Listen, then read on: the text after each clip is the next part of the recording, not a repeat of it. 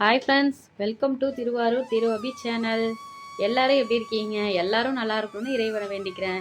இன்னைக்கு நம்ம குட்டியாக சின்னதாக ஒரு துளசி மாடத்துக்கு ஒரு பூஜை பண்ணிக்கலாம். அப்படியே வாங்க வீடியோக்குள்ளே போகலாம். 2 நாளாகவே பூஜை பண்ணி பூஜை வீடியோஸ் கொடுக்கணும், துளசி மாடத்துக்கு ஏதாவது நம்ம பூஜை பண்ணி வீடியோஸ் கொடுத்துடணும் அப்படின்னு நினச்சிட்டு இருந்தேன். சுத்தமாக கொடுக்கவே முடியல. அதுவும் துளசி மாடம் பூஜை பண்ணணுன்னு எனக்கு ரொம்பவே ஆசையாக இருந்துச்சு. 2 நாள் ஃபுல்லாகவே ரொம்ப டயர்டு தான் ஃப்ரெண்ட்ஸுக்கு. வரலட்சுமி நோன்பு முடிஞ்சதுக்கு அப்புறமே ரொம்பவே டயர்ட் ஆகிடுச்சு. 2 நாளாக பிரம்ம முகூர்த்தத்தில் கூட என்னால் எழுந்திரிக்க முடியல. ரொம்ப டயர்டாக இருந்துச்சு. 2 நாள் நல்லாவே தூங்கிட்டு 6 மணி போல தான் எழுந்திரிச்சு அதுக்கப்புறமா குளிச்சுட்டு தீபம் ஏற்றி இந்த மாதிரி தான் நான் வழிபாடு பண்ணேன். ஒரு பூஜை கூட என்னால் பண்ண முடியல. ரொம்ப டயர்டாகிடுச்சு 2 நாள். சரின்னு சொல்லிட்டு என்னென்னா, அந்த வரலட்சுமி நோன்பு அன்னைக்கு வேலைலாம் நான் மட்டுமே தனியாக பார்த்துட்டு இருந்ததுனால கொஞ்சம் கஷ்டமாக இருந்துச்சு. வேறு ஒன்றும் இல்லை, ஹெல்ப்புக்கும் யாரும் கிடையாதுங்களா. என் ஹஸ்பண்ட் கொஞ்சம் கொஞ்சம் ஹெல்ப் பண்ணாலும் இருந்தாலுமே எல்லா வேலையும் நானே பார்த்ததுனால ரொம்பவே டயர்டாயிடுச்சு. சரின்னு சொல்லிட்டு தான் 2 நாள் ஃபுல்லாகவே ரெஸ்ட்டு, சாட்டர்டே சண்டே ஃபுல்லாக ரெஸ்ட் எடுத்துகிட்டு அதுக்கப்புறமா நம்ம வீடியோஸ் கொடுத்துக்கலாம் அப்படின்னு சொல்லிட்டு தான் விட்டாச்சு. அப்புறம் துளசி மாடத்துக்கு இன்றைக்கி பூஜை பண்ணிடலாம் வாங்க. இந்த துளசி மாடம் இந்த இடத்துல வைக்கணும்னு ரொம்ப நாள் கனவுங்க எனக்கு. நான் ஏற்கனவே 2-3 வீடியோஸில் சொல்லியிருக்கேன். அதுக்கப்புறம் இந்த மாடம் வந்ததுக்கப்புறமும் நான் சொல்லியிருக்கேன். அவ்வளோ ஒரு சந்தோஷமாக இருந்துச்சு. சந்தோஷன்றதை விட ரொம்ப கனவு எனக்கு. நம்ம நினச்சிருந்தா ஒரு இந்த மாதிரி ஏதாவது இந்த பாட்டு இருக்கு இல்லைங்களா, நம்ம செடிங்கள்லாம் வைக்கிறதுக்கு அந்த மாதிரி ஏதாவது பிளாஸ்டிக் பக்கெட் இந்த மாதிரி வாங்கி வச்சு அதில் செடி வளர்த்தி நம்ம தீபம் ஏற்றலாம். ஆனால் எனக்கு மாடம் வச்சு தான் வழிபாடு பண்ணணும், நம்ம கண்டிப்பாக மாடம் வாங்கிடணும் அப்படின்னு சொல்லிட்டு அதுக்காகவே நான் ரொம்ப நாள் வெயிட் பண்ணேன்.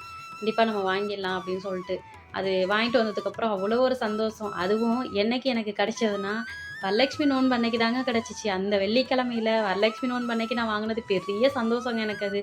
அதை நான் எதிர்பார்க்கவே இல்லை. அவ்வளோ ஒரு சந்தோஷமாக இருந்துச்சு. அதுவும் என்னோட ஹஸ்பண்ட் அந்த நேரத்தில் அன்னைக்கு தான் நான் வாங்கி தரணும் அப்படிங்கிற மாதிரி அவங்களுக்குள்ளாரவே இருந்துட்டு அன்னைக்கு போயிட்டு உடனே வாங்கி வந்து கொடுத்துட்டாங்க. ரொம்ப சந்தோஷமாக இருந்துச்சு.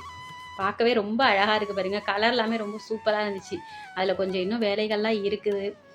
அதில் எப்படி இருந்துச்சுன்னா, கண்ணன் ராதை தான் போட்டிருக்குது. அந்த அந்த பக்கம் தான் நான் வச்சு தீபம் ஏற்றுறேன். இன்னொன்று வந்து தீபம் ஏற்றுற மாதிரி, அப்புறம் இந்த சஷ்டிக் போட்டு இதெல்லாம் இருந்துச்சு. விநாயகர் ஒரு பக்கம் இருந்துச்சு. நான் வந்து இந்த கண்ணன் ராதை உள்ளதை தான் ஆப்போசிட்டில் இந்த பக்கமாக விளக்கேற்றுற மாதிரி அந்த பக்கம் தான் நான் வச்சு தீபம் ஏற்றிட்டு இருக்கேன். அந்த கண்ணன் ராதைக்கு மட்டும் அழகாக பெயிண்டிங் ஒர்க்கு கொடுத்து அவங்கள மட்டும் தனியாக காமிக்கணும். சூப்பராக இருக்கும். நல்லாவே அழகாக இருக்காங்க பார்க்கவே. ரொம்ப நல்லா இருந்துச்சு. ஒரு அமைப்பாக இருக்குது. முகம் எல்லாமே நல்லா தெரியுது. எடுப்பாக வெளியில் அப்படியே அழகாக தெரியுது. சூப்பராக அதுக்கு ஒரு பெயிண்டிங் ஒர்க் நம்ம கொடுத்துருவோம். உங்களுக்கு வீடியோஸில் நான் கண்டிப்பாக கொடுக்குறேன். பெயிண்டிங் ஒர்க்ஸ் கொடுக்கும்போது அழகாக சூப்பராக நீட்டாக அவங்கள அழகாக மாற்றிடணும். இந்த இடத்துல இந்த துளசி மாடம் வந்ததுக்கு அப்புறம் ஒரு தனி அழகுங்க. எவ்வளோதான் அங்கே செடிகள் அது இதுன்னு வச்சு நம்ம அழகாகவே இருந்தாலும் இந்த மாடம் அங்கே வந்ததுக்கு அப்புறம் தான் ரொம்ப சந்தோஷமாக இருந்துச்சு.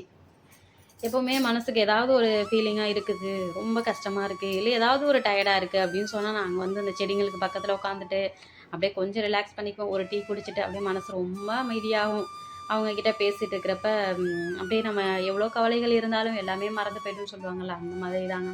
எனக்கும் எல்லா கவலைகளும் வரும்போது ஏதாவது ஒரு சின்ன பிரச்சனைகள் அப்படின்னாலும் நான் அந்த இடத்துல வந்து உட்காந்து ஒரு 5 நிமிஷம் ஃப்ரீயாக உட்காந்தோன்னா போதும், அப்படியே மைண்ட் ரிலாக்ஸ் ஆகிடும். இப்போ அந்த மாடம் அங்கே வச்சதுக்கப்புறம் ரொம்ப செம்ம ஹாப்பியாக இருக்குதுங்க. அங்கே போய் உட்காந்துட்டோம்னா அந்த மகாலட்சுமி தாயாரே அங்கே வந்து உட்காந்துருக்க மாதிரி நம்மளோட கவலைகள்லாம் எல்லாமே சீக்கிரமாக குறைஞ்சிடும். ஒவ்வொன்றா உனக்கு குறைஞ்சிடும், எல்லாம் சரியாகும் அப்படின்னு நமக்கு வருடி கொடுக்குற மாதிரி அப்படி ஒரு ஃபீலிங்ஸ் வருது. அந்த மாதிரி நம்ம நினச்சிட்டு அங்கே உட்காந்துருக்குறதா இல்லை நமக்கு அந்த மாதிரியே நடக்குதான்னு எனக்கு தெரியல. பட் இருந்தாலும் அந்த இடத்துல உட்காரும்போது அந்த மாதிரி கவலைகள்லாம் தேர்ந்துடும். எனக்கு அந்த மாதிரி தாங்க இருந்துகிட்ருக்கு. அவ்வளோ உயிரோட்டமாக தான் அவங்களாம் இருக்காங்க. அவங்க எல்லாருமே என்கிட்ட பேசுகிற மாதிரி தான் எனக்கு தெரியும். நான் எப்போவுமே சாதாரணமாக போயிட்டு அந்த கார்டனில் உட்காந்து அவங்க பக்கத்தில் உட்காந்துட்டு ஒரு சின்னதாக ஒரு டீ குடிக்கிறது இந்த மாதிரி தான் டைம் ஸ்பெண்ட் பண்ணுவேன்.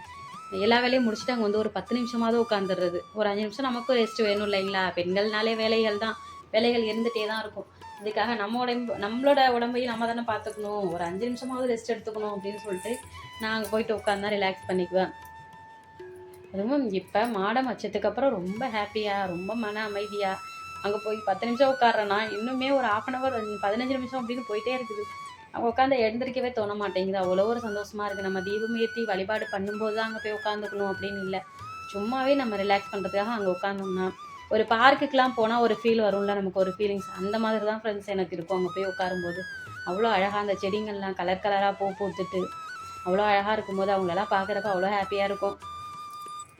இன்னொரு விஷயம் என்னென்னா, நான் போயிட்டு அந்த செடிங்கக்கிட்டலாம் பேசிட்டு உட்காந்துருப்பேன். சும்மாலாம் உட்காந்துட்டு இருக்க மாட்டேன். போயிட்டு பக்கத்தில் உட்காந்துட்டு அவங்கக்கிட்ட பேசிக்கிட்டு, உங்களை வச்சு இத்தனை மாதம் ஆயிடுச்சு, உங்களுக்கு எல்லாமே தானே கொடுத்துட்ருக்கான், பையன் இப்படி இருக்கீங்க, ஒரு டெவலப்மெண்ட்டும் இல்லையே அப்படின்னு சொல்லிட்டு அவங்கக்கிட்ட கேட்பேன், நான் பேசுவேன். ஏன் இப்படி இருக்கு? ஏன் வளரலை? எதனால? அப்படின்னு சொல்லிட்டு. நம்ம பேச பேச அவங்களுக்கு கண்டிப்பாக கேட்கும். அந்த செடிகள் தான் அப்படின்னு நம்ம நினைக்கிறது தான் ஃப்ரெண்ட்ஸ் தவறு. அவங்களுக்கு கண்டிப்பாக நம்ம பேசுறது கேட்கும். அடுத்தது நம்ம ஒரு 2 நாள் கழிச்சு போய் பார்த்தோம்னா, அவங்க அவ்வளோ அழகா ஏதாவது எக்ஸ்ட்ரா ஒரு லீஃபாவும் இருந்திருக்கும். அந்த மாதிரி பார்க்கவே மனசுக்கு அவ்வளோ ஒரு நிறைவா இருக்கும்.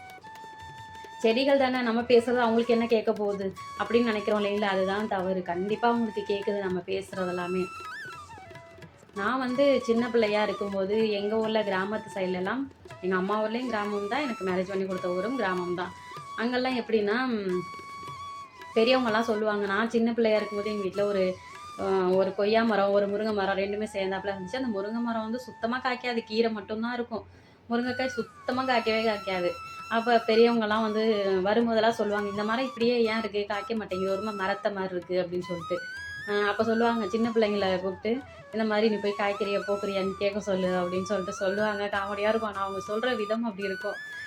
சொல்லும்போது நம்ம சின்ன பிள்ளையா இருக்கும்போது எல்லாருக்கும் ஒரு ஆர்வம் வரும் இல்லைங்களா? அந்த மாதிரி தான் எனக்கும் இருக்கும்.